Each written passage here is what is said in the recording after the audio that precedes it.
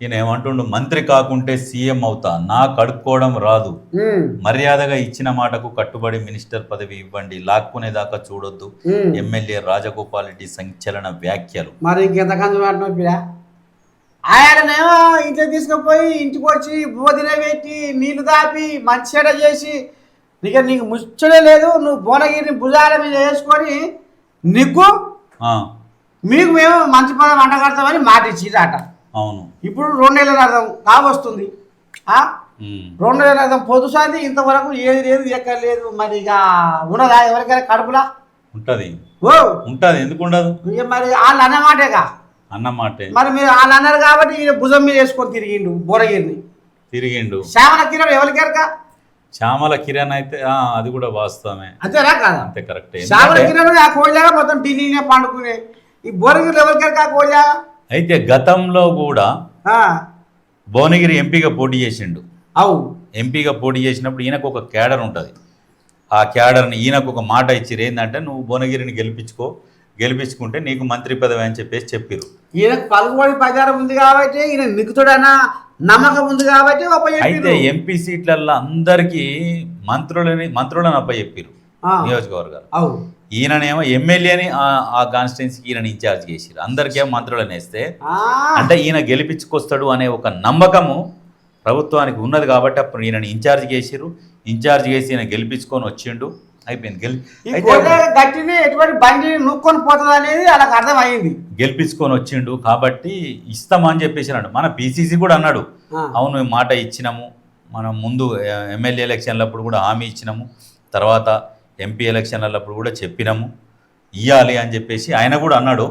మరి ఏ రోజు మరి ఏం జరుగుతుంది అనేది ఇప్పుడు చూడాలి. ఏంటంటే ఇక్కడ చూడు, రాబోయే రోజుల్లో తనకు మంత్రి పదవి వస్తుందని, ఒకవేళ మంత్రి కాకపోతే ముఖ్యమంత్రిని అవుతానంటూ Munugode MLA Komatireddy Rajagopal Reddy sensational comment చేశారు.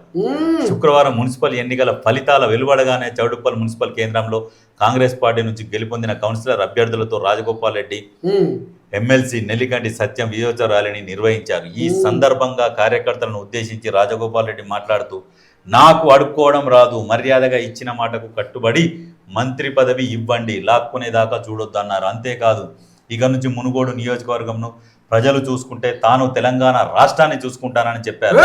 సమయం వచ్చినప్పుడు తెలంగాణలో జెండా ఎగరేద్దామంటూ రాజగోపాల్ వ్యాఖ్యానించడంలో చర్చనీయ అంశమయ్యింది. అన్నడా అంటే ఇప్పుడు అన్నాడు, ఎందుకంటే విజయోత్సవ ర్యాలీలో మాట్లాడిండు ఆయన అంటే ఇక అదే పసి నిద్ర కూడా ఓడు మంకుపాటు మాట అన్నాడంటే మంకుపాటు అదే ఎట్లా ఎట్లా ఎట్లా. అయితే వాస్తవానికి మరి ఈయనకు అన్ని విధాల అర్హతలు ఉన్నాయి, మంత్రి అవ్వడానికి అన్ని విధాల అర్హతలు ఉన్నాయి. ఈయన ఏంటంటే ఇప్పుడున్న ప్రతిపక్షం, అప్పుడున్న పాలక పక్షంలో ఈయన ప్రతిపక్షం ఉండి కూడా అప్పుడున్న ప్రభుత్వంతో కొట్లాడిన వ్యక్తిన. ఈయనను ఎన్నోసార్లు సస్పెండ్ చేసిర్రు, అయినా కానీ ఒంటెద్దు పోరాటం చేసిండు అప్పుడు ప్రతిపక్షంలో ఉన్నప్పుడు. తర్వాత మునుగోడుకు అప్పుడున్న తెలంగాణలో ఉన్న బీఆర్ఎస్ ప్రభుత్వాన్ని మునుగోడు మీద మొత్తం దింపిండు. రాజీనామా చేసి మంత్రులు ఎమ్మెల్యేలు అందరు వచ్చారు. అప్పుడు దన్న రోడ్డు వేసిరు, ఎక్కడికక్కడ చేసిరు. ఈయన చేసిన పుణ్యమే అది. మునుగోడు ఇవాళ అభివృద్ధి చెందింది, ఆడికి అంతవరకు రోడ్లు పడ్డాయి అని అంటే అది రాజగోపాల్ రెడ్డి చేసిన పుణ్యం వాస్తవానికి. రాజీనామా చేస్తే ఈయనను గెలవనీయొద్దన్న కసితోని మంత్రులందరూ ఎమ్మెల్యే ఊరుకొక్కడు మంత్రి, ఊరుకో ఎమ్మెల్యే గట్ల పెట్టిర్రు, ఆయన మీద కొట్లాడిర్రు. అయినా పోరాడిండు. అంటే 5,000 ఓట్లతోని పోయిండు. అది నైతికంగా ఆయన గెలిచినట్టే. ఒక్కని మీద అంతమంది 100 మంది, ఒక్కని మీద 100 మందితో ఒక్కడు కొట్లాడిండు.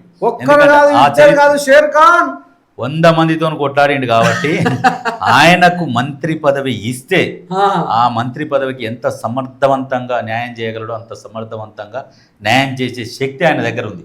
ఎందుకంటే ఇప్పుడున్న ప్రతిపక్షం, అప్పుడు పాలకపక్షం అది. ఈ ప్రతిపక్షం ఏదైతే బురద జల్లుతున్నదో ఈ బురద జల్లే కార్యక్రమాలకు కూడా అన్నిటికీ జవాబు చెప్పే సత్తా ఆయన దగ్గర ఉన్నది. ఆ టాలెంట్ ఉన్నది ఆయన దగ్గర, ఆ నాలెడ్జ్ ఉన్నది, ఆ టాలెంట్ ఉన్నది. సబ్జెక్ట్ నాలెడ్జ్, సబ్జెక్ట్ ప్రకారంగా పోతాడు.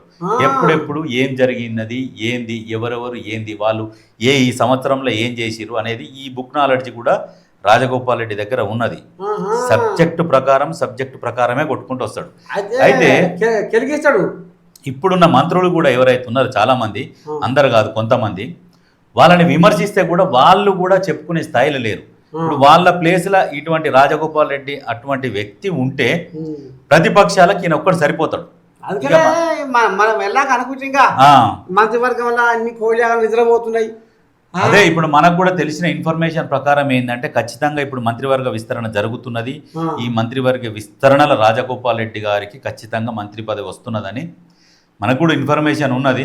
కాకపోతే మరి ఆయనకు కూడా ఉన్నట్టుంది, మరి తొందరగా నేను మంత్రిని అవుతా అనేది మరి డైరెక్ట్ అన్నాడా మరి ఏందనేది తెలియదు. చూద్దాం. ఇంకొక ఈ వారం 10 రోజులలో మంత్రివర్గ విస్తరణ ఉంటుంది. కాకపోతే మనం కూడా ఏం చేసినామంటే మంత్రివర్గ విస్తరణ కంటే కూడా మంత్రివర్గ ప్రక్షాళన జరగాలి.